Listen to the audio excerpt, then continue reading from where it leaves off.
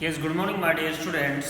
Class 8 chapter number हमारा 3 दिया है माइक्रोसॉफ्ट एमएस एक्सेल। तो एमएस एक्सेल क्या है? एक डेटाबेस सॉफ्टवेयर है। डेटाबेस सॉफ्टवेयर जहाँ पर हम अपने डेटा का कलेक्शन करते हैं, उसे ऑर्गेनाइज करके एक सिस्टमेटिक वे में हम उसको प्रेजेंटेबल बनाते हैं।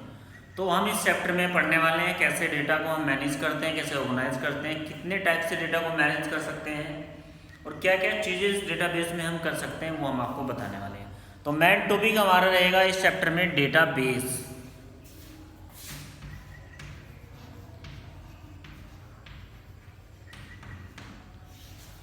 डेटाबेस मीन्स डेटा को एक तरह से कलेक्शन करके ऑर्गेनाइज करना, एक सिस्टम वे में, एक सिस्टमेटिक वे में उसको प्रेजेंट करना, तो उसे बोलते हैं हम डेटाबेस। तो चलिए पढ़ लेते हैं। चैप्टर पेज नंबर दिया है 37। सभी स्टूडेंट बुक ले लेंगे, बुक में देखेंगे।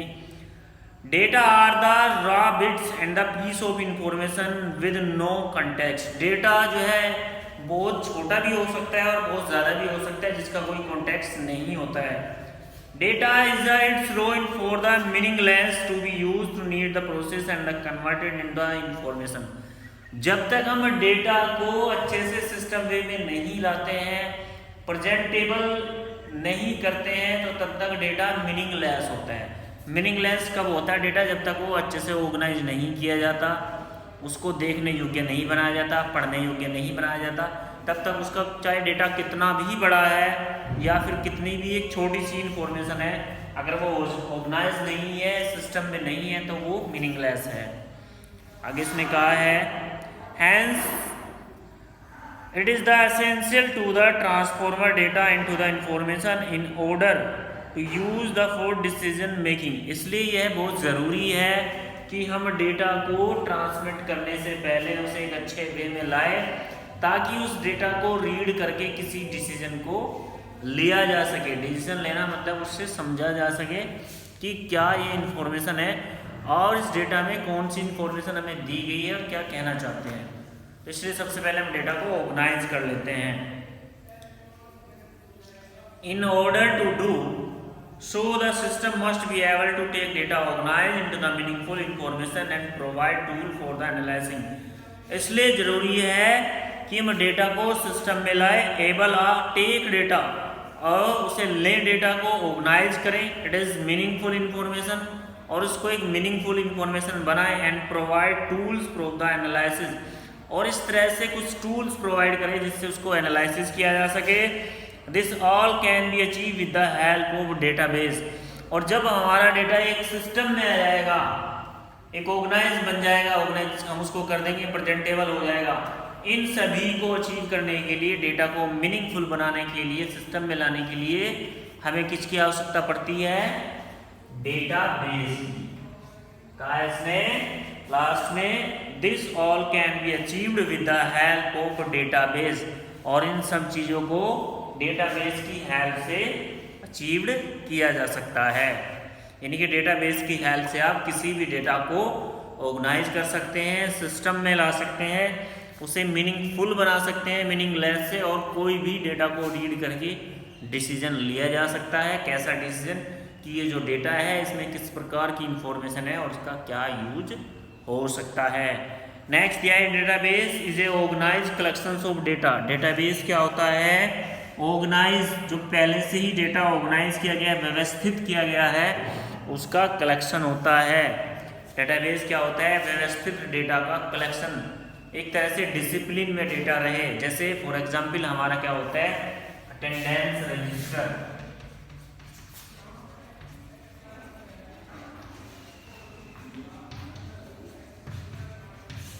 अटेंडेंस रजिस्टर देखा है क्लास का? उसमें क्या होता है? अटेंडेंस रजिस्टर में आपके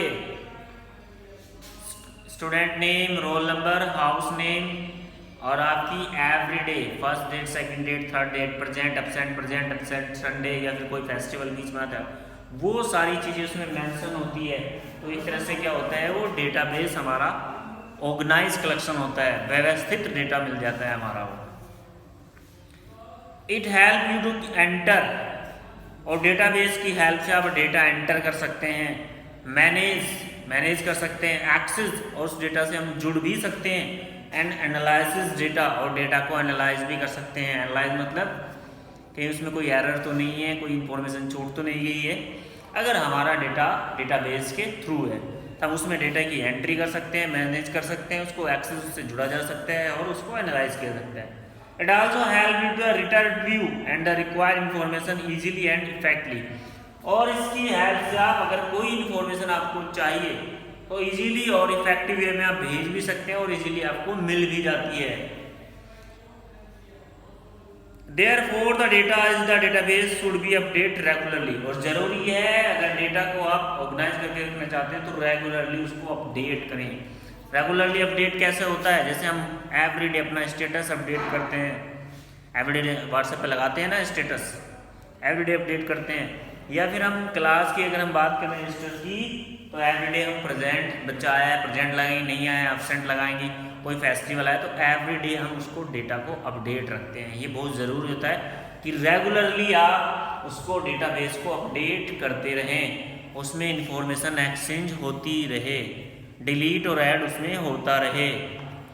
नेक्स्ट क्या दिया है, in routine life you use database every day like your glossary list. अगर हम रूटीन लाइफ यूजर अपनी डेली लाइफ की बात करें तो अपनी डेली लाइफ में भी डेटाबेस हमारा रेडी करते हैं। क्या है, मॉर्निंग में हम उठते हैं, सुबह ही फ्रेश होते हैं, नहाते हैं, एक्सरसाइज करते हैं, उसके बाद खाना खाते हैं, फिर ऑफिस जाते हैं, शाम को आते हैं, फिर हम घूमते हैं, उसके बाद फिर बहुत सारी ऐसी चीज़ें हैं जो हमारी डेली लाइफ में। तो हमारा ये भी क्या है, एक डेटाबेस है। हम अपनी डेली लाइफ को भी तो डेटाबेस करके रखते हैं कि आज मुझे वहाँ जाना है, आज वहाँ जाना है, सुबह उठ के ये करना है, शाम को ये करना है। तो वो सब क्या है, बहुत सारी इंफॉर्मेशन है जिनको हम कलेक्शन करके रखते हैं और एक सिस्टम वे में रखते हैं। In the routine daily life use database every day like your glossary list, address book. या फिर अगर हम एड्रेस बुक की बात करें, आपके पास एक एड्रेस बुक है, इसका एड्रेस ये है। टेलीफोन, टेलीफोन में क्या होगा, नेम के साथ उसका फ़ोन नंबर आएगा, तो रेगुलरली हम उसे अपडेट करते रहते हैं।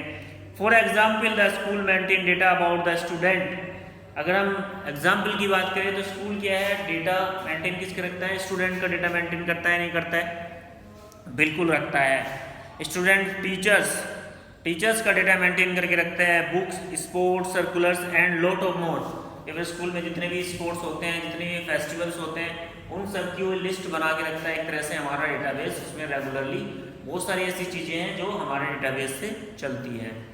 नेक्स्ट चलेंगे भी आगे, नेक्स्ट पेज पर, पेज नंबर 38 दिया है, database and DBMS। It is very important. DBMS,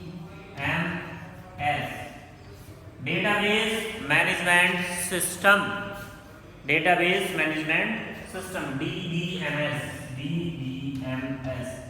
database management system लिख देते हैं।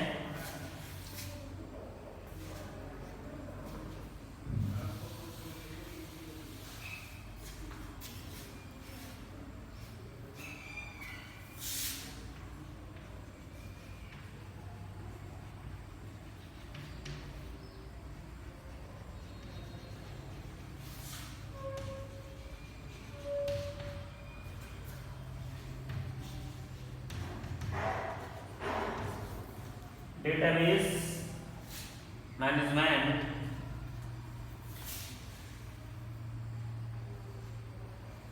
System, DBMS।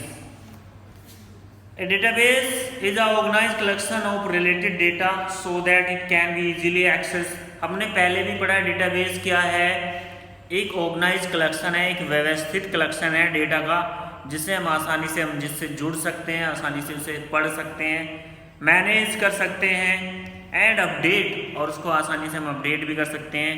It is very difficult to maintain database manually when there are the hundreds and thousands of records. और ये बड़ा ही difficult हो जाता है अगर हम डेटाबेस का यूज नहीं करते हैं, और अगर हमारे पास हजारों या फिर लाखों डेटा हों, अलग अलग एंट्रीज हो, और उसे मेंटेन नहीं करते तो हमारे लिए वो डिफिकल्ट हो जाता है। क्या, उसे मैनेज करना, उसे पढ़ पाना, उसे एनालाइज करना। तो ज़रूरी है कि क्या करें, हम उसे मेंटेन करें, रेगुलर अपडेट करें। और आगे क्या है, and chance to communicate error increases. अगर हमने डेटा को व्यवस्थित नहीं किया है, ऑर्गेनाइज नहीं किया है, तो उसमें चांस रहता है कि बहुत सारी गलती हो सकती है। अगर हमारे पास डेटा थाउजेंड्स में या फिर लैक्स में कलेक्शंस हैं। The need for the database management system, इसलिए हमें आवश्यकता पड़ती है DBMS की। डेटा को मैनेज करने के लिए मैनेजमेंट सिस्टम नाम से ही आप पहचान सकते हैं कि डेटा को एक तरह से ऑर्गेनाइज करने के लिए हमें DBMS की हमें आवश्यकता होती है, डेटाबेस मैनेजमेंट की हमें आवश्यकता होती है। Rise to the limitation of a traditional file processing system, एक तरह से एक फाइल प्रोसेसिंग सिस्टम है कि जिस भी काम का डेटा है वो उसी फाइल में मिलेगा। जैसे अगर हम मोबाइल की बात करें, मैसेजेस चेक कर रहे हैं तो हम व्हाट्सएप पे जाते हैं, कॉल चेक करनी है तो कॉल लॉग में जाएंगे, फ़ोटो चेक करना है तो हम गैलरी में जाएंगे। तो हर डेटा की अपनी अलग अलग फाइल सिस्टम होता है। तो डेटाबेस में भी हम क्या करते हैं, एक तरह से ट्रेडिशनल फाइल सिस्टम को फॉलो करते हैं।